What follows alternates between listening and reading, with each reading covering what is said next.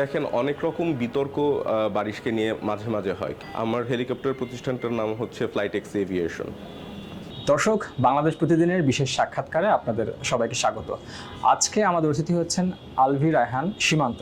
তিনি একজন নির্মাতা এবং ব্যবসায়ী। এর বাইরে তার আরেকটি পরিচয় আছেন, তিনি জনপ্রিয় ব্র্যান্ড প্রমোটার বারি শাহকের হাজব্যান্ড। আজকে আমরা অনেক বিষয় নিয়ে সীমান্ত ভাইয়ের সাথে আলোচনা করব।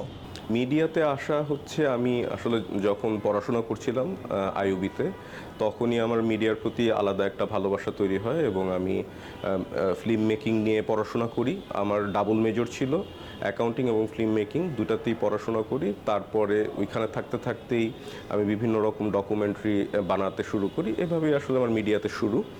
আর আমার অ্যাসিস্ট্যান্ট লাইফ ছিল অ্যাসিস্ট্যান্ট ডিরেক্টর হিসাবে রেদন রনি ভাইয়া, তো পপকর্নে ছিলাম আমি। আমার প্রথম সলো কাজ হচ্ছে ডকুমেন্টারি, ওইটা হচ্ছে ইউএস এআইডির একটা প্রজেক্ট ছিল।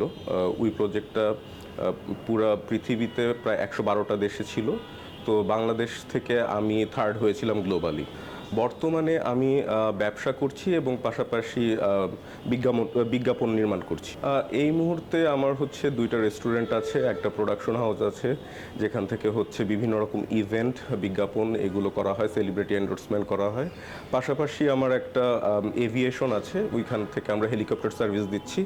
ওইটা আমরা প্রাইভেটলি হেলিকপ্টার রাইড এবং হচ্ছে এই সিজনে নভেম্বর থেকে ফেব্রুয়ারিতে আমরা যেটা করছি, বাংলাদেশে প্রথমবারের মতো কক্সবাজার থেকে সেন্ট মার্টিনে হেলিকপ্টারে ট্রান্সপোর্টেশনের ব্যবস্থা করছি। এটা হচ্ছে বাংলাদেশ আর্মি ওয়েলফেয়ার ট্রাস্ট এবং বে ওয়াচের মাধ্যমে হচ্ছে। পাশাপাশি হচ্ছে আমি একটু ফিকশনের দিকেও যেতে চাচ্ছি, ওইটা নিয়েও প্রস্তুতি হচ্ছে। আমার হেলিকপ্টার প্রতিষ্ঠানটার নাম হচ্ছে ফ্লাইটেক্স এভিয়েশন। আমাদের আসলে ফ্লাইটেক্স এভিয়েশনে আমরা দুই ধরনের সার্ভিস দিচ্ছি। যেহেতু এটা ট্যুরিস্ট সিজন, সো আমরা অ্যাফোর্ডেবল প্রাইসে যাতে মানুষ একটু কক্সবাজারে অন্যরকম এক্সপিরিয়েন্স করতে পারে, এই জন্য আমরা দুই ধরনের সার্ভিস রাখছি। একটা হচ্ছে জয় রাইড, কক্সবাজারে ইনানিতে তারা চাইলে 10 মিনিটের একটা রাইড নিতে পারবে, ওইখানে আমরা কক্সবাজারটা ঘুরিয়ে দেখাবো। ওই সার্ভিসটা নেওয়ার জন্য হচ্ছে 5,500 টাকা করে পড়বে পার পারসন। আর হচ্ছে সেন্ট মার্টিনে যেটা, সেটা হচ্ছে কক্সবাজার সেন্ট মার্টিন কক্সবাজার, এই রুটটা হচ্ছে 20,000 টাকা পার পারসন পড়বে। ভবিষ্যৎ পরিকল্পনা হচ্ছে আপাতত যেই কয়টা বিজনেস আছে এগুলোকে আর একটু ভালো করা, কারণ এখন একটু দেশের পরিস্থিতি এবং বিজনেস অত ভালো না, তো আমরা আর একটু গুছিয়ে কাজ করার চেষ্টা করছি, বিজনেসটা যাতে আরও একটু সাস্টেনেবল হয় সেদিকে ফোকাস। এবং পাশাপাশি হচ্ছে আমি ফিকশন এবং সিনেমা নির্মাণের দিকে মনোযোগী হওয়ার ইচ্ছা পোষণ করি। নর্মালি আমাদের সোসাইটিতে যে প্র্যাকটিস দেখা যায় যে হাজব্যান্ডের পরিচয়ে ওয়াইফরা খুব বেশি প্রাউড ফিল করে, বাট আমার ওয়াইফ হচ্ছে এমন একটা জায়গায় চলে গেছে, সেখানে আমার পরিচয়কে ছাপিয়ে হচ্ছে ওর পরিচয় দিয়ে অনেক সময় আমার পরিচয় হয়।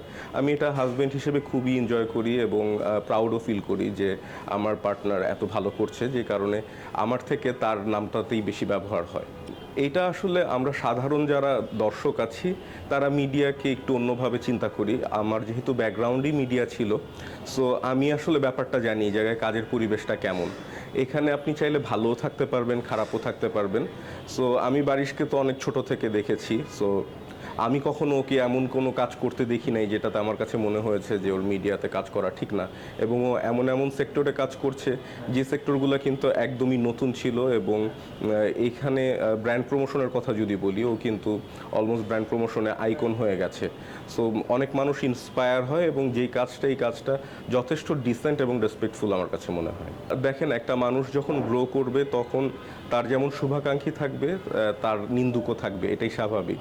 আর নিন্দুক যখন হবে তখন আপনার বুঝতে হবে যে আপনি নিশ্চয়ই এমন কোনো কাজ করছেন যেটা তারা করতে পারছে না ওই সেক্টরে, এই জন্য তাকে আপনাকে অপছন্দ করবে। আর কিছু নিন্দুক থাকবে যারা আপনার সম্পর্কে জানেই না, তারা আর 10 জনের মতো আপনাকে হয়তো ওইভাবে চিন্তা করবে, সেখান থেকেও একটা আসে। তবে কিছু কিছু নিন্দুকের কথা আমরা খুবই সিরিয়াসলি নিই, যারা আমাদের কাজ নিয়ে সমালোচনা করে তাদের যদি মনে হয় যে তাদের কথাটা আসলেই ঠিক, তখন আমরা আমাদের নেক্সট কাজে বা অন্য কোনো কিছুতে সেই কাজটা আরও ভালো করে করার চেষ্টা করি।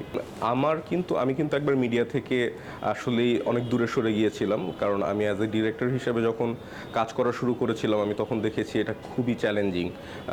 এখনও বাংলাদেশে অনেক ইয়াং ডিরেক্টর আছে যারা হচ্ছে কাজ করতে চাচ্ছে, যথেষ্ট ট্যালেন্ট আছে, কিন্তু একটা সিন্ডিকেটের ব্যাপার থাকে এবং নতুন ডিরেক্টরদের আসলে সহজেই লাইমলাইটে আসতে দেয় না বা কাজ করতে দেয় না। তো এই জায়গাটা যদি আর একটু ঠিক হয় তাহলে আমার মনে হয় খুব ভালো হয়।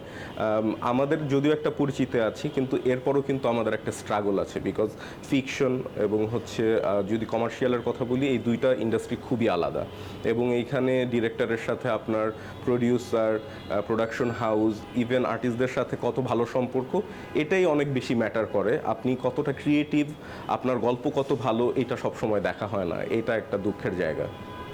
অভিনয় আসলে ওইভাবে করা না, এটা হচ্ছে আসলে ওই যে অনুরোধে ঢেকি গেলা যেটাকে বলে, অনেকটা ওই রকম।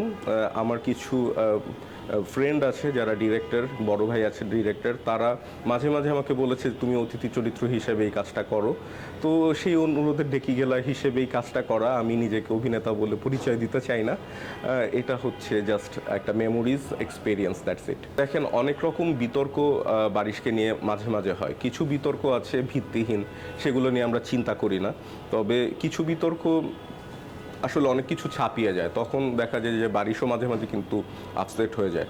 তো তখন আমি হাজবেন্ড হিসেবে ওকে যতটুকু সাপোর্ট করার আমি সাপোর্ট করি এবং ওকে আমি বুঝাই যে এই জিনিসগুলো এইভাবে হ্যান্ডেল করতে হবে, ওই জিনিসগুলো থেকে দূরে থাকতে হবে, এইভাবে আমি চেষ্টা করি। প্রেমের বিয়ে প্লাস অ্যারেঞ্জ ম্যারেজ দুইটাই বলা যায়। বারিশ এবং আমি এক ইউনিভার্সিটিতে পড়েছি এবং আমি যখন শর্ট ফিল্ম বানাতাম তখন ও আমার একটা প্রজেক্টে কাজও করেছে। সো ও আমার কিন্তু ইউনিভার্সিটি ফ্রেন্ড বলতে গেলে। তো আমি ওকে অনেক আগে থেকেই জানতাম। তো তারপর আমি যখন মিডিয়া থেকে সরে আসলাম, বিজনেসে ফোকাস করলাম, আমার একটা ফিটনেস সেন্টার ছিল, ও তখন মডেলিং করছিল, তখন আমি বলেছি তুমি আমার ফিটনেস সেন্টারে আসো, তোমার ফিটনেসটা আমরা দেখব। তো সেখান থেকে হচ্ছে আবার ওর সাথে অনেক বেশি কথা হওয়া এবং সেই জিমে ও একবার আমাকে বলল যে দেখো, তোমাকে আমি পছন্দ করি, বিয়ে করতে চাই, প্রেম টেম করবো না। তো তখন হচ্ছে যে আমি বলেছি ঠিক আছে, আমরা কিছু সময় নিই। আমরা প্রায় 3-4 মাস কথা বলার পরে, বিভিন্নভাবে দেখা করার পরে সিদ্ধান্ত নিই যে যদি দুই ফ্যামিলি রাজি হয় তাহলেই আমরা আসলে সম্পর্কটা আগাবো, আর নাহলে আগাবো না। তো দুই ফ্যামিলি যখন কথা বলেছে আমাদের ব্যাপারে, তারা পজিটিভ ছিল, তখন আমরা প্রেমও করেছি এবং আমাদের এঙ্গেজমেন্টও হয়ে গেছিলো অলরেডি। সো এটাই হচ্ছে আমাদের স্টোরি।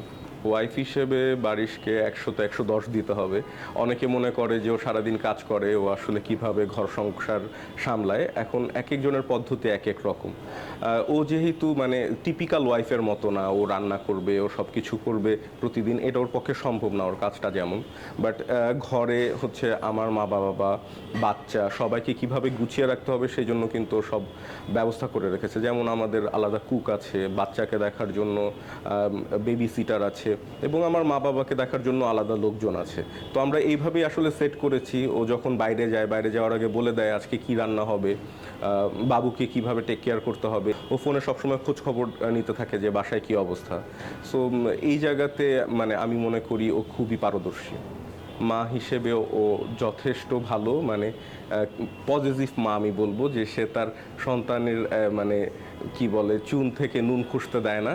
সে সব সময় এমন পজিটিভ থাকে যাতে তার বাচ্চা বেস্ট কেয়ারটা পায়, সেই ব্যাপারে সে খুবই কেয়ারফুল, এটা বলতে পারি। না, আমাদের অনেক ঝগড়া হয়, তবে ঝগড়াতে আজ পর্যন্ত কোনো স্বামী জিততে পারে নাই, আমিও জিততে পারি নাই। তবে মজার বিষয় হলো আমি ওর রাগ খুব কম ভাঙাতে যাই, কারণ হচ্ছে ঝগড়া হলে কিছুক্ষণ পরে ও নিজেই যখন মাথা ঠান্ডা হয়ে যায় আমার সাথে এসে কথাবার্তা বলে যে আচ্ছা যা হয়েছে হয়েছে, আমি মনে হয় একটু বেশি বলে ফেলছি, কিছু মনে করো না। আবার মাঝে মাঝে আমিও বলি যে দেখো আমি মনে হয় একটু বেশি বলে ফেলছি, কিছু মনে করো না, চলো একটু ডিনারে যাই, অন্য কোথাও যাই, এইভাবে আমরা অ্যাডজাস্ট করে ফেলি। দেখেন, এখন 2024 সাল, আমরা যদিও অনেক নারী ক্ষমতায়নের কথা বলি, অনেক নারী অধিকারের কথা বলি, কিন্তু আমি পার্সোনালি যেটা এক্সপিরিয়েন্স করেছি যে একটা নারী যখন ঘরের বাইরে কাজ করতে যায় বা মিডিয়াতে কাজ করতে যায় বা তার নিজের ক্যারিয়ার গুছাতে যায়, সব থেকে বড় প্রতিবন্ধকতা কিন্তু আরেকজন নারী হয়ে থাকে। পুরুষের থেকে নারীরা খুব বেশি নিন্দা করে। এই জিনিসটা আসলে খুব দুঃখজনক। আমার মনে হয় এই জায়গা থেকে বের হয়ে এসে সবাই যাতে নিজের একটা পরিচয় করতে পারে সেই জায়গাটাতে কাজ করতে হবে। এবং যারা ওয়ার্কিং ওমেন আছে এবং তাদের হাজব্যান্ড আছে, সেই হাজব্যান্ডগুলো অবশ্যই আমার মনে হয় যে তারা তার ওয়াইফের কর্মপরিধি বুঝে। এবং একটা জিনিস সবসময় মনে রাখতে হবে যে বিশ্বাসের ওপরে কোনো বস্তু নাই। আপনার যদি আপনার পার্টনারের ওপর বিশ্বাস না থাকে, ট্রাস্ট না থাকে, তাহলে কিন্তু আপনি আসলে আপনার পার্টনারকে সহযোগিতা করতে পারবেন না। তো সবসময় সেই জায়গাটা থাকতে হবে। এবং অনেক কথাই আসে, সেই কথাগুলোকে আসলে পাত্তা দেওয়া যাবে না, ফ্যাক্টকে বুঝতে হবে যে যেই কথাটা আসছে এটা আসলেই সত্যি কিনা।